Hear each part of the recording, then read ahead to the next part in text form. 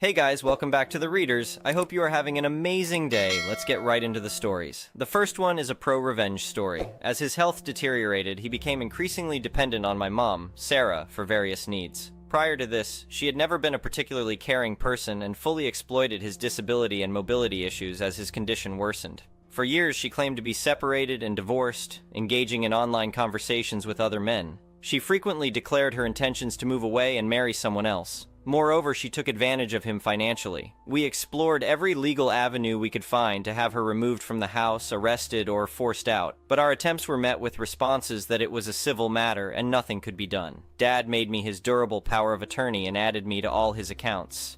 This is just a small part of her abuse, but I assure you her actions were nothing short of neglectful and exploitative.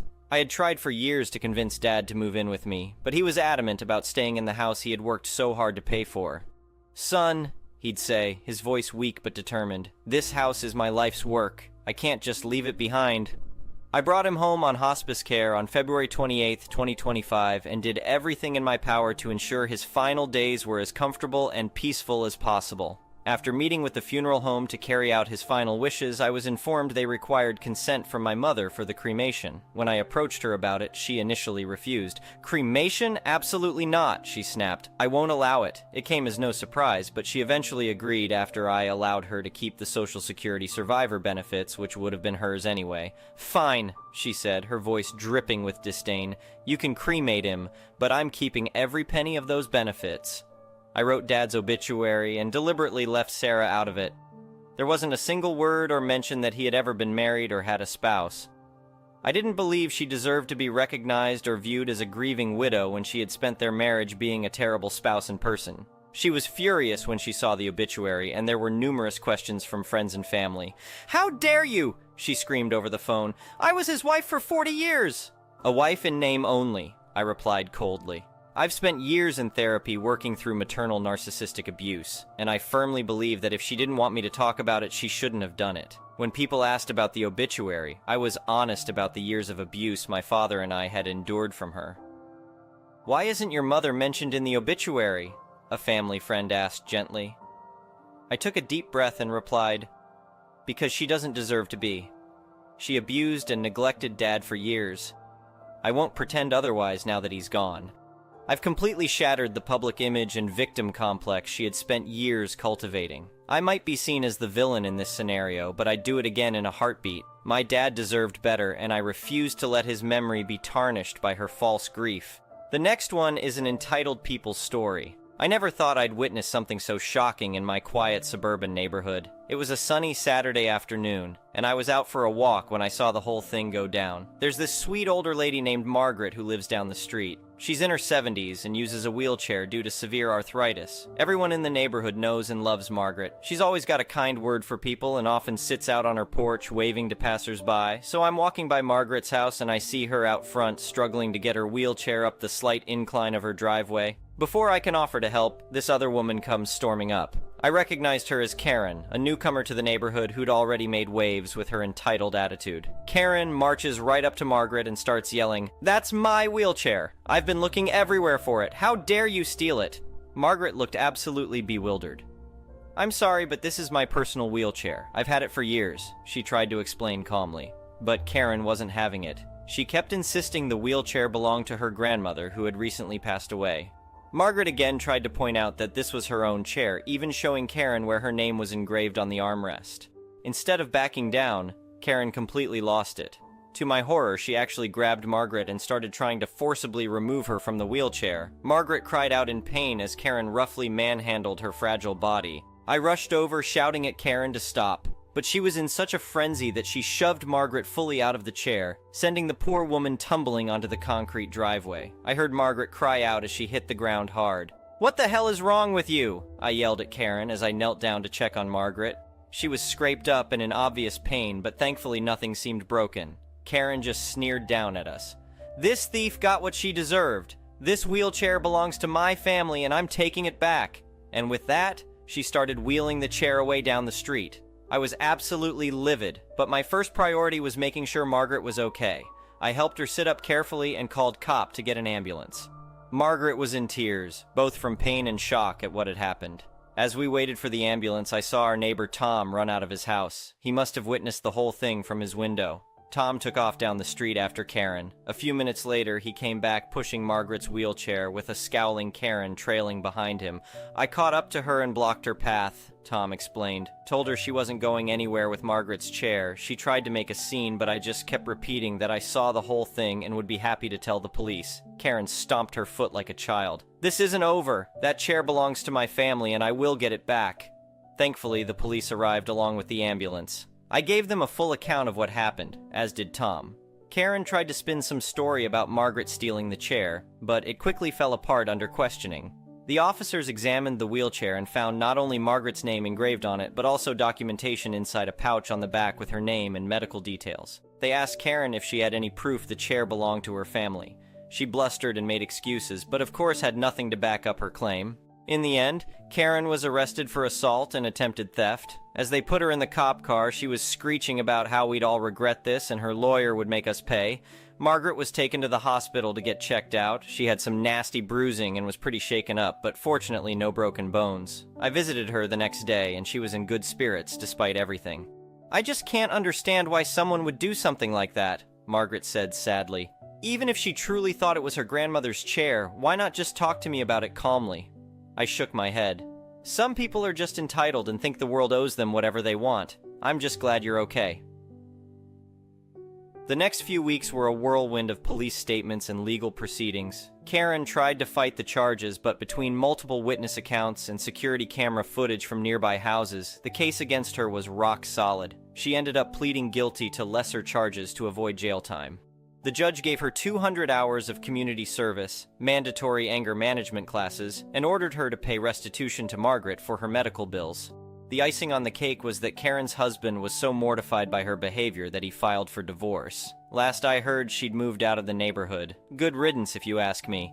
As for Margaret, the whole ordeal actually brought the neighborhood closer together. We set up a rotating schedule to check on her and help out with errands and yard work. She's become like a grandmother to all of us. Sometimes I still can't believe that something so crazy happened on our quiet little street, but I guess it just goes to show that you never know when an entitled Karen might strike. At least in this case, justice prevailed and the good guys won in the end. The next one is a petty revenge story. Got gas at Costco yesterday. I was at the rearmost pump on the island. I filled my tank as usual. Not 30 seconds after getting back in my car, a member of the I'm More Important Than You club honked. He was in the car directly behind me. At first it didn't even register that he honked at me. I mean, who would do that? Then he honked again. I looked in my rearview mirror and saw him behaving in a frustrated manner. Cue petty revenge mode. When I fill my tank, I record my mileage, the cost per gallon, how much I spent, etc. I made sure to take my sweet time doing that. After a bit, the car immediately in front of me was ready to go, so I turned on my engine. I made sure to take as long as I possibly could to leave the pump, thereby preventing Mr. I'm More Important Than You from getting around me to the free spot in front of me, and at the same time preventing him from quickly pulling into the spot I was vacating. Honking at me cost him an extra 60-90 seconds of his life. I was amused at his being a self-centered jerk. I wonder how he perceived it. The next one is a malicious compliance story. People asked, so I'm sharing a story from 20 years ago. I was a developer for a large financial services company, and because we lacked many tools, I was usually tasked with building various tools, scripts, reports, etc. to help automate the environment and really just worked around the inadequacies of our off-the-shelf tools. At my peak, I probably had around 300 apps and/or scripts in production. Due to the number of asks from leadership and to keep the lights on, I usually booked anywhere from 4 to 10 hours of overtime per week. After about a year, I got a new boss who decided that she would ensure that I take no overtime for any reason. She proclaimed that I would only be allowed to 8 hours per day and not a moment more. No exceptions. I wasn't a full-time employee, so I didn't have any grounds to push back. I usually started at 8, so with my 30-minute lunch, that meant my new hours were 8 to 4:30. Flash forward to later that same week. An upstream system changed their data feed, and it corrupted one of our downstream systems. Stuff like this happened often enough that I had translation tools built to resolve any of those feed-related issues, but even then, I still had to spend a few minutes figuring out what changed in order to adjust my own code. Anyway, as the operations have come to a halt, my boss and her boss are looking over my shoulder as I'm diagnosing the feed problem, which I found pretty quickly. The clock strikes 4:30 and I lock my computer, stand up from my desk and say, well, it's 4:30, that's my 8 hours, I'll see you tomorrow, and walk out. The look of confusion, rage, and exasperation was just blow chef's kiss.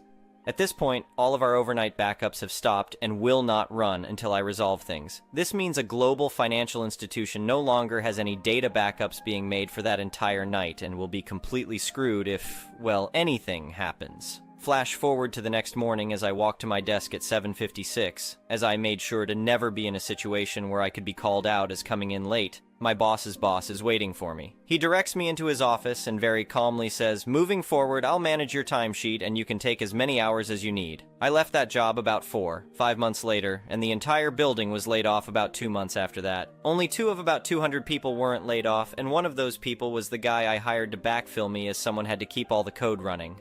The next one is an entitled people's story.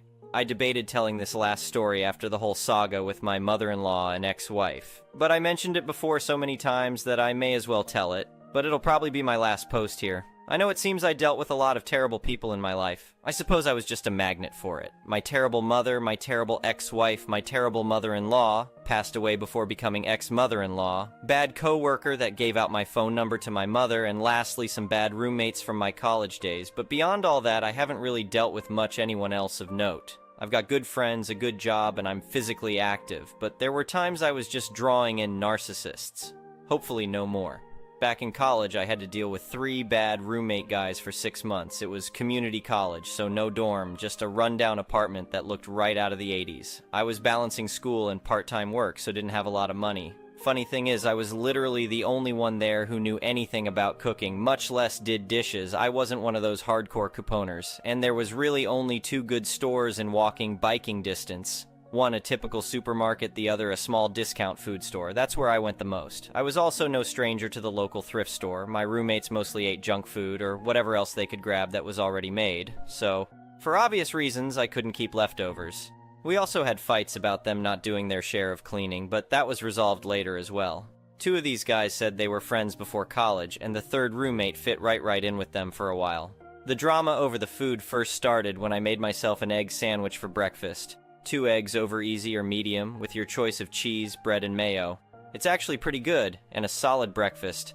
One of my roommates saw me eating it, and asked for one too.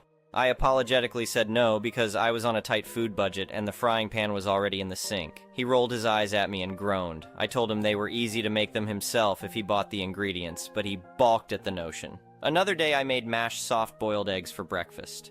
That attracted more attention. It's eggs boiled just enough to where the whites are cooked, but the yolk is still liquid. You then peel the shell off and mash the eggs in a bowl with a fork. It can be easy to mess up, and I only really succeeded half the time. But it's great with just basic seasoning and sometimes hot sauce. Haven't made it in a while, but I like to eat it on toast, and sometimes over rice. I also made egg salad from time to time. Eggs were cheap and basically $1 a carton at the discount store. I'm also not a big fan of cereal as I had to eat it a lot growing up, and prefer a warm breakfast without a lot of sugar. No matter how much I told my roommates they could cook their own food if they let me show them how, they just kept complaining that I made food that they weren't allowed to eat. Even though they wanted to eat good food at home, they were completely unwilling to put in any effort. Compared to these guys, I was the only broke person there.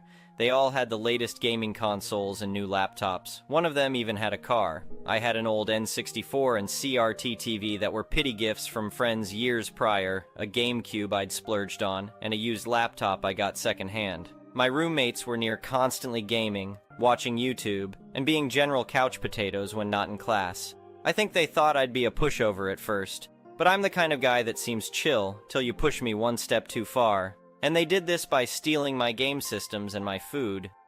Here's what happened. One evening I made something good for my dinner. Don't remember specifically what it was, but it might have been tilapia fillets. I ate those a lot, even made them into spicy fish burgers. My roommates all ganged up on me over how their dinners always sucked unless they ate out. Microwave food all around for them on many nights. And they wanted me to finally make something nice for everybody. I told my roommates that if they each kicked in $5, I'd make us all a nice spaghetti dinner the next day.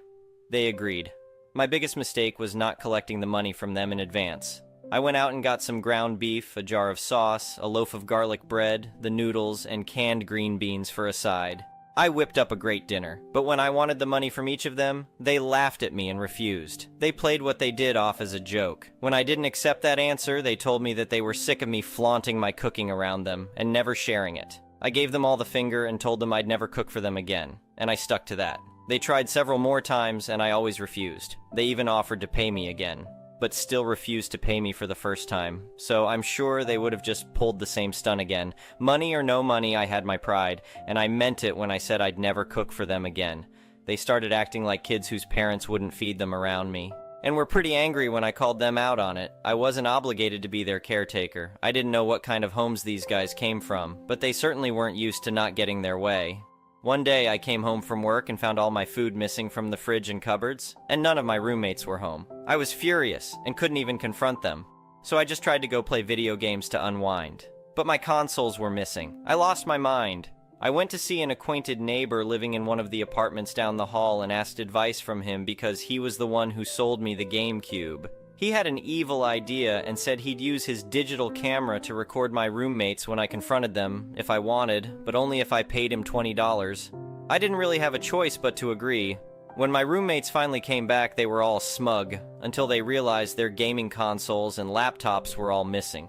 They flipped out, threatening to kick my ass, but I held my ground and told them I wanted my stuff back, or I'd never tell them where their stuff was. Turns out they bagged all up my food and threw it in the dumpster outside a few hours earlier. Then they hid my game systems and TV somewhere in the building before taking off to a party. I asked them why they did that, and they claimed it was because they had been drinking all day since it was a weekend, then tried to say it was just a stupid drunken joke, while also telling me I'd gone too far. I laughed and said they were enormous hypocrites and a-holes to say I went too far after what they did. I just got even. One of them looked like he was ready to hit me, and I drew all their attention to the nearby window.